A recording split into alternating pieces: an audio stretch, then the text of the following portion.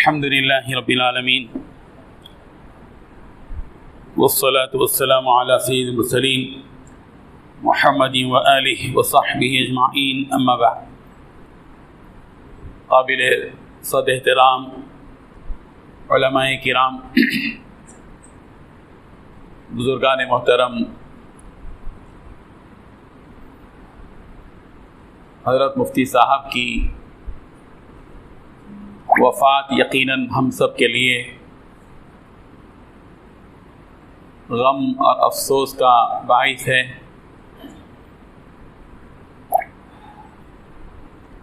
ایک بہت بڑا خلا ہم مفتی صاحب کی وفات کے بعد محسوس کر رہے ہیں.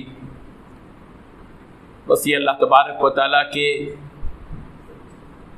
ارادے ہی سے ہر چیز ہوتی ہے اور ہم اللہ کے ہر فیصلے پر راضی ہیں.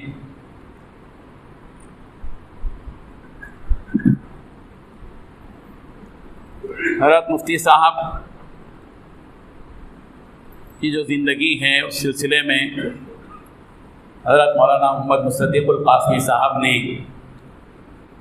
بہت اہم ترین باتیں بتائی ہیں. گویا مصدق صاحب کی تصدیق کی ہم تصدیق کرتے ہیں. اصل میں بچپن ہی سے جن کی تربیت بزرگوں کے دامن میں، بزرگوں کی گود میں ہوتی ہے،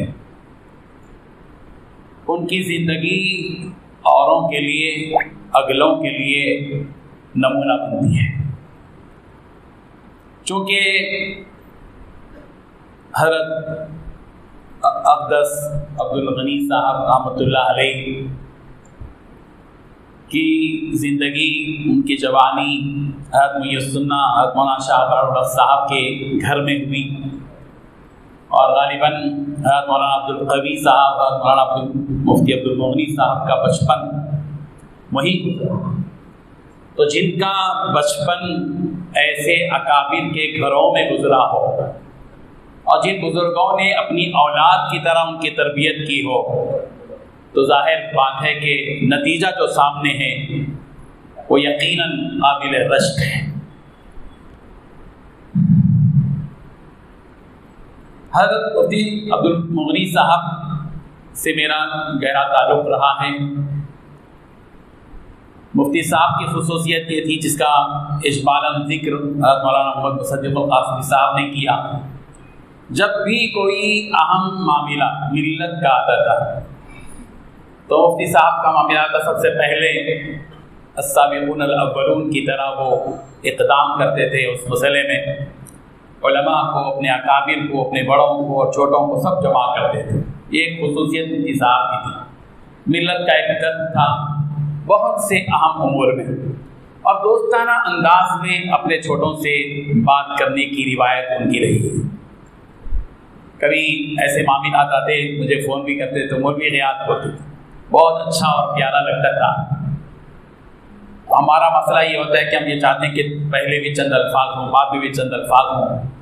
مفتی صاحب کا معاملہ یہ تھا کہ بہت دوستانہ انداز میں، کلوز انداز میں سب کو لے کر سب سے باتیں کرتے تھے، مشاورت کیا کرتے تھے. اور یہ ہمارے علماء کے لیے، نوجوان علماء کے لیے یقیناً تقلید کا باعث ہے. ہمارے بڑے اپنے چلے جاتے ہیں لیکن اپنے پیچھے کچھ نقوش چھوڑ کر جاتے ہیں. وہی نقوش اس قسم کے مجالس کا مقصود ہوتا ہے کہ اکابر جو چاہتے ہیں ان کے چلے جانے کے بعد اصاغر پر بڑی ذمہ داری ہوتی ہے. چھوٹے علماء، نوجوان علماء جو ماشاءاللہ یہاں اچھی تعداد میں موجود بھی ہیں، میں ان سے درخواست کرتا ہوں کہ ہمارے جو اکابر علماء ہیں ایک بعد دیگر وہ چلے جا رہے ہیں اور وہ یہ پیغام دے کر جا رہے ہیں کہ تمہیں ذمہ داریوں سے آزاد زندگی نہیں گزارنا ہے، بلکہ جن ذمہ داریوں کو لے کر ہم نے اپنی زندگی گزاری ہے ان ذمہ داریوں کو اختیار کرنے اور ان ذمہ داریوں کو مکمل کرنے کی فکر تمہارے دلوں میں ہونی چاہیے. اس بات کو ہمیں ذہن میں رکھنا چاہیے. ہاں مفتی صاحب کی ایک خاص صفت جو تھی وہ یہ کہ متواضع تھے.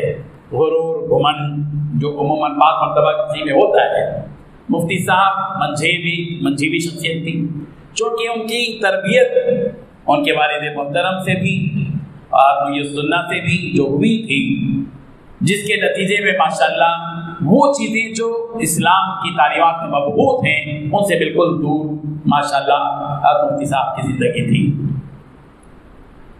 حضرت مفتی صاحب ماشاءاللہ فقہی مسائل میں بھی بہت اچھا درک رکھتے تھے.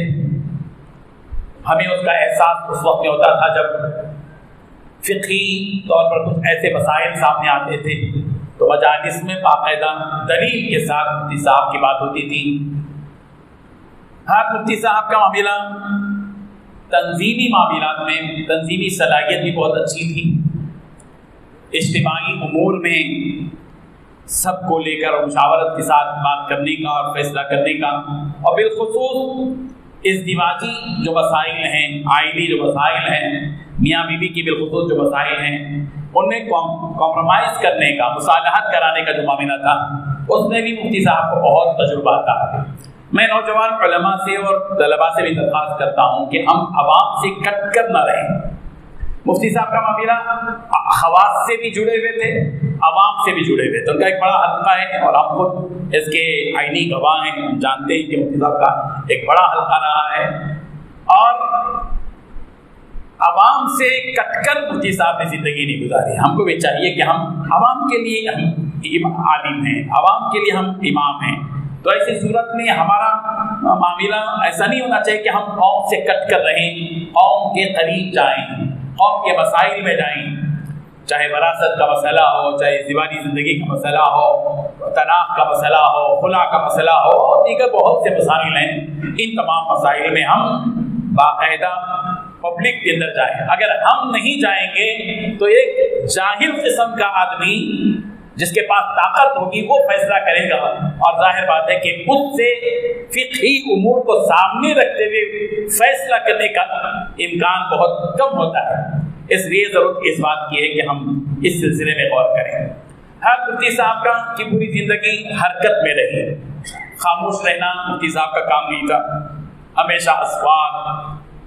اس کا احساس مجھے اس وقت ہوا چونکہ ہندوستان کی متعدد ریاستوں میں جانا ہوتا ہے، دیہاتوں میں بھی جانا ہوتا ہے. جہاں بھی گئے وہاں ماشاءاللہ علامتیں مفتی صاحب کے تشریف لانے کی وہاں ہوتی ہیں. سنگ بنیاد کہیں رکھا ہے، کہیں مسجد کی افتتاح میں شرکت فرمائی ہے، مدارس کے سالانہ اجتماعات میں، اصلاح معاشرہ کے مجالس میں متعدد جگہ ہم نے دیکھا. ماشاءاللہ کہاں تک مفتی صاحب کی رسائی رہی.